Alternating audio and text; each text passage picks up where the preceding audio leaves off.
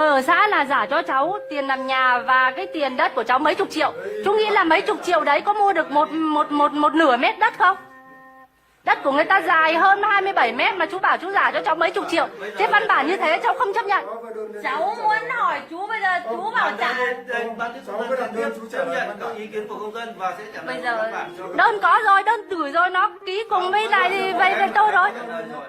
Văn bản tôi trả lời đó tôi không chấp nhận. Chú không phải là chú có thể trả lời như thế nào cũng được. Cháu dân ngu. Chú trả lời như thế không thỏa đáng và dân không chấp nhận. Chú không thể nào ép dân như thế được. Thế bây giờ chú bảo cháu lấy mấy chục triệu cháu mua được một chỗ khác để ở không?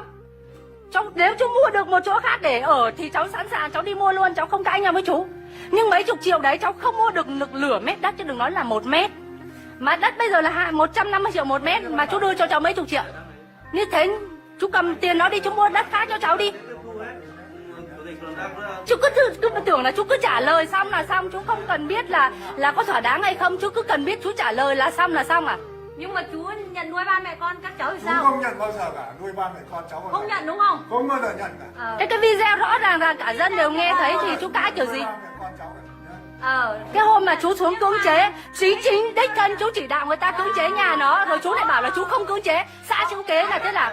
đây là việc của nhà đồng. Việc nào thì việc cũng là cùng dân với nhau, cùng là phải đoàn kết với nhau. Chúng tôi là những người dân bị ức hiếp, chúng tôi là người phụ nữ, là những người phụ nữ bị ức hiếp, chúng tôi phải lên tiếng cùng nhau. Như em như tôi lên bây giờ một người phụ nữ nuôi 2 đứa con nhá. Nếu bà Anh Thoa biết vẫn điều không anh chấp phải nhận suy thì nghĩ Ủy ban lại huyện nhá. sẽ chuyển toàn bộ hồ sơ sang tòa án nhân dân để các yêu cầu của bà Thoa được tòa án nhân dân giải quyết theo trình tự pháp luật. Thế thì chú chuyển đi, cháu chờ cả hơn nửa năm rồi cũng không thấy trả lời một câu nào. Đưa cháu cái này lâu rồi. Không thấy trả lời, tòa cũng không thấy trả lời mà các chú cũng không thèm trả lời. Cháu phải khởi đơn ra tòa để tòa ta giải quyết cho nhé. Đấy, cháu khởi đơn ra tòa. Cháu khởi đơn rồi, cháu khởi đơn bao nhiêu tháng nay rồi. Nếu cháu đến tòa giải quyết hỏi tòa. Tòa nó bảo cháu là phải có bằng chứng là ai thu hồi cái đất đấy, nhưng mà chú không có bằng chứng. Chú bảo là chú không thu hồi, chú chỉ có mỗi cái thông báo thôi, chú không có cái văn bản là thu hồi cả. Thì tòa nó bảo là nó không thể nhận cái vụ án này bởi vì là không có bằng chứng. Em có thể làm đơn ra tòa để tòa phân. Này, Thì chú bây giờ chú đưa bằng chứng ra đây, chú viết một cái văn bản là chú thu hồi đất của cháu đi, thì cháu mang cái đó ra tòa cháu nộp, thì tòa sẵn sàng xử lý cái vụ này. Chú chưa thu hồi đất của cháu, tại sao hôm bữa cháu làm nhà để không cho cháu làm? Cháu không có đất ở đây. Đất đấy là đất của người khác. Người khác là của ai?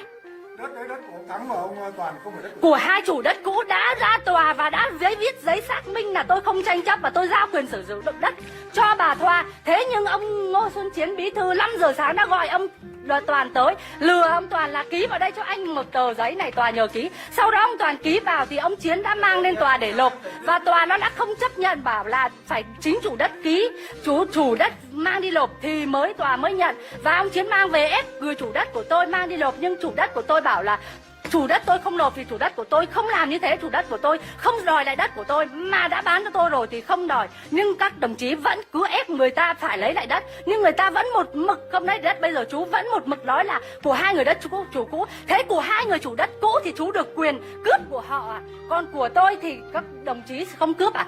Còn của họ thì các đồng chí có thể chú có thể có quyền, chú có quyền là chưa có ai thu hồi. Thế tại sao hôm vừa rồi cháu cho thợ ra làm nhà thì công an ra bảo là nếu làm thì tôi sẽ bắt máy không cho làm, còn nếu mà là tôi mà trực tiếp làm thì sẽ trục xuất tôi ra khỏi địa bàn. Thế là như thế nào? Không đủ điều kiện 168 mét vuông mà bảo là không đủ điều kiện để làm nhà. Trong khi đó tôi trừ hành lang ra 1 mét, cách đây 2 năm nhà nước đã bồi thường cho tôi 1 mét.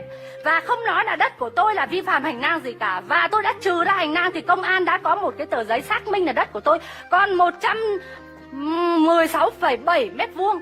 Thế thì tại sao lại tôi lại không có đủ diện tích để làm nhà, trong khi đó có hơn 100 mét vuông? Trong này nói rõ là bao nhiêu?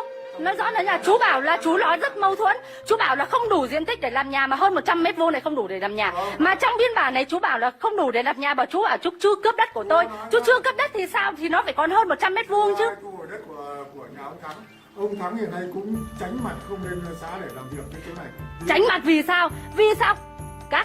Các anh gọi người ta lên ép người ta phải đòi lại đất, rồi ép người ta lấy mấy chục triệu mang về để trả lại cho bà Thoa, thì người ta làm sao làm được điều đó? Người ta không lên là đúng rồi. Ông Thắng lên là ông Thắng là chưa đủ. Ông Thắng là ông Thắng lên là sẽ bị xử phạt hành chính vì Đúng rồi, xử phạt thì người ta nộp mấy trăm nghìn là xong, sao có quyền cướp đất của người ta. Mà đất người ta khai hoang thì không có cái quyền xử phạt người ta. Chú lên nhớ là đất người ta đã khai hoang từ ngày xưa thì không có quyền xử phạt người ta. Chú nói cho chú biết, sao phạt là phạt thế nào? phạt là phạt cái đất hành lang giao thông. Đất nào là đất hành lang, sao ai lại đi bán đất hành lang bao giờ? Chú nói cho chú biết, chú nói như thế là chú nói quá mâu thuẫn. Tại sao 2 năm trước cháu còn biên bản của nhà nước bồi thường cháu vẫn còn giữ. 2 năm trước nhà nước thu của cháu 1 mét, người ta vẫn bồi thường đàng hoàng. Cháu nhờ chủ đất cũ ký dùm và lấy dùm vì cháu không có ở đấy. Thì vẫn là của người chủ cũ, thì cũng vẫn là đất của cháu.